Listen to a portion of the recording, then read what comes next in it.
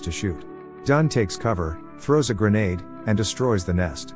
He then runs over to secure the place and sees a young enemy soldier offering a truce. Still, Dunn pierces the young soldier's head with a bayonet. Seconds later, an artillery fire sends him flying. Soon, Dunn wakes up in a hospital back home and sees a beautiful nurse named Sarah, who tends to him after falling from bed. In the beautiful city of Calgary, people went along their day. David, Sarah's younger brother, fools around with his girlfriend named Cassie. Later, he comes home and sees his boss from the local papers, who tells the young man that although their work doesn't help with the war effort, it is still a decent job. He then asks David to show up at work on time before leaving. Later that night, David shows up at Cassie's place, where there's a small gathering of the city's elite. He's trying real hard to earn the respect of Cassie's father, Dr. Walker, but he neither has the status nor prestige to impress him.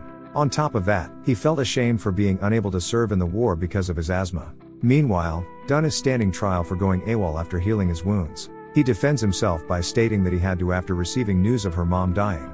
The war has taken 3 of his younger brothers, and with his last family member left dying, he had to go home. Dunn is diagnosed with neurasthenia, a condition characterized especially by physical and mental exhaustion. Taking into consideration that Dunn's a decorated soldier and all that he's gone through, the medical officer recommends that Dunn is to continue his service at the home front and help with recruitment. Soon, Dobson, a British-born recruitment officer, shows Dunn around the office, briefs him on the specifics, then brings him to a recruitment expo where he introduces the decorated sergeant to a large audience. After a brief talk, Dobson then asks the young adults and capable men in the audience to remain standing, where he pressures them to enlist. Among the men standing is David. Meanwhile, back at the hospital, Sarah injects morphine through her leg. Afterward, David tries to enlist at the recruitment office and hands his record to Dunn. But after a quick review, Dunn denies his application and realizes that the teenager is Sarah's younger bro. Later that night, Dunn goes home, but as soon as he enters the door to his place, a man tries to choke him. But Dunn overpowers the mysterious man. Turns out, it's his longtime friend, Royster, who's unable to serve the war due to an injury acquired in the lumber mill. The two friends go to the pub for a drink, but David suddenly shows up drunk and throws a fit and a punch at Royster. Royster overpowers the boy. Luckily, Dunn breaks up the fight and escorts the boy home. Dunn didn't really have to, but it's an excellent excuse to see Sarah. Dunn tries to ask Sarah to dance, but she politely refuses, stating that she doesn't go out with soldiers. After a brief exchange, Dunn learns that Sarah's father died during the war at Vimy Ridge. The next day, Sarah's tending to her garden when Dunn shows up with an extra horse. He then asked her if she wanted to ride with him, to which she gladly obliged. They roam the countryside until they reach Dunn's old home. Later, Sarah asks about his experience in Vimy Ridge. The sergeant simply told her it was cold, but the Canadian Corps held on when both the British and French couldn't do it. Afterward, they enjoy the rest of the day on the hill near the river. Before Sarah leaves, she gives Dunn a kiss. Days passed, and Dr. Walker held a presentation on the challenges soldiers meet on the battlefield. In particular, artillery can cause tremendous damage, physically and mentally. At the same time, Dr. Walker's daughter, Cassie, couldn't resist her urges and made love with David. After the presentation, Dunn made a joke which made the whole auditorium laugh. When Dobson and Dunn make it back to the office, Dobson warns Dunn that Sarah isn't who he thinks she is. The British officer then discloses that Sarah's father returned to Bavaria in 1915 and died in the war in Vimy Ridge, which means that her father fought for the enemy. Later, Sarah faces the uniformed men after being fired from her job for being her father's offspring. Meanwhile, David gets home and sees their house vandalized and the word Hun painted. Hun is a derogatory term for a German soldier. To numb the pain, she uses morphine again. In the evening, Dunn visits Sarah and sees the situation. He suspected the men on the opposite side of the streets did it. And he's right, the men start gathering in the front of the house. With the looming danger, Dunn instructs Sarah to use the other door out and go to his place. Once Dunn goes out, he beats a man senseless, prompting the others to be scared. Late into the evening, Dunn goes to the cemetery to find David. The teenager tries to run away, but Dunn manages to catch up and tackle him, causing them to fall into the river below. Dunn tries to talk sense to the young man that there's no glory in war, only carnage. Afterward, Dunn meets with Sarah. He assures her that he's safe and staying with a friend. They then go to his apartment. Sarah tries to explain the morphine situation, stating that it helps her sleep. She started using it after her father died. Dunn watches over Sarah for the following days as the withdrawal symptoms start to kick in. Meanwhile, Dr. Walker pulled some strings and gave David a fake medical diagnosis that he's fit to serve. With the pressure to get the doctor's approval for his daughter's hand, David doesn't hesitate and immediately enlists. Dobson welcomes the young lad with open arms. When Sarah arrives home, she sees her brother packing up for the front lines. She tries to stop him but fails. Sarah then goes to the doctor's residence to confront Dunn for betraying her trust. Meanwhile, Dunn doesn't utter a word and looks at her, confused. That night, Dunn sneaks into Dobson's bedside and forces the Brit to sign papers ordering him to re-enlist under a different name. Dunn's using his mother's maiden name.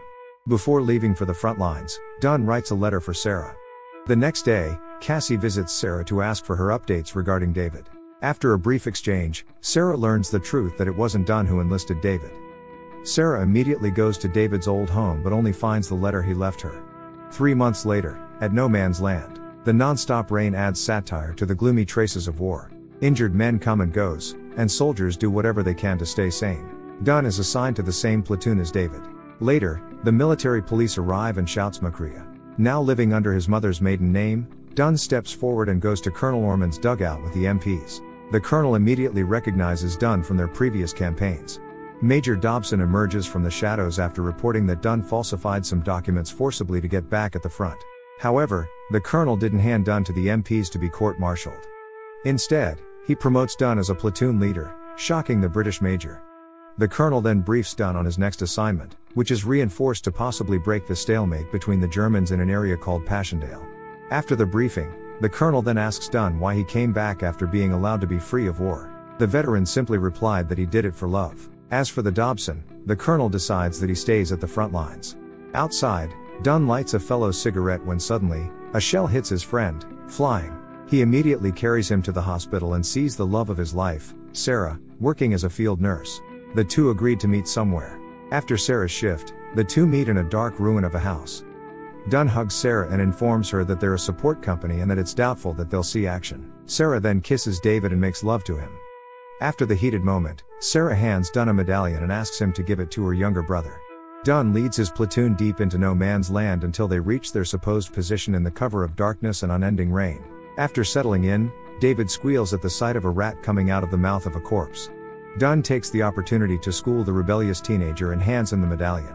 Moments later, everyone checks their watches anticipating the planned assault. As soon as the clock hits precisely 6 o'clock, the Canadians fire their cannons. The Germans hit back, damaging Colonel Ormond's dugout. Meanwhile, at the front, David's asthma acts up, and starts hyperventilating. Dunn comforts the young man. Flares are shot. The colonel receives news that the Germans are attacking the 8th Battalion aka the Devils. To counter this, the colonel sends the support company, which includes Dunn's platoon. As soon as Dunn sees a runner heading their way, he orders his men to get ready for action.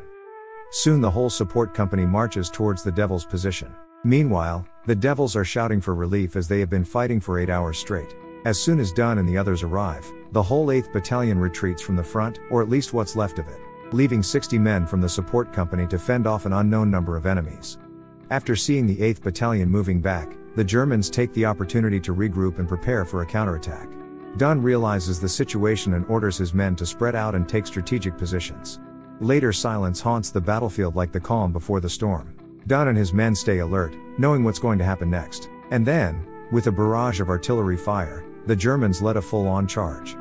A chaotic firefight ensues, and despite the overwhelming difference in numbers, Canadians try their very best to fend off the attackers.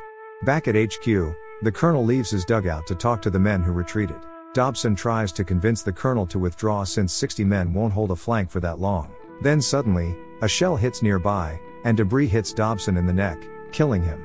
Meanwhile, the Germans manage to close the distance, turning the fighting to close-quarter combat. Dunn calmly sticks a knife to an incoming German trooper. The scene is pure carnage. Forces engaging in primitive melee combat through the heavy rain and deep mud, using whatever tools at their disposal to stay alive. Knowing full well the importance of the Passchendaele, the colonel gives out the order to send the whole battalion to reinforce the support company composed of 60 men. Back at the fighting, Dunn gets stabbed by a bayonet in the stomach. He then orders David to shoot, but the young man hesitates for a moment. After continuous pressure, David pulls the trigger, saving Dunn. It was David's first kill.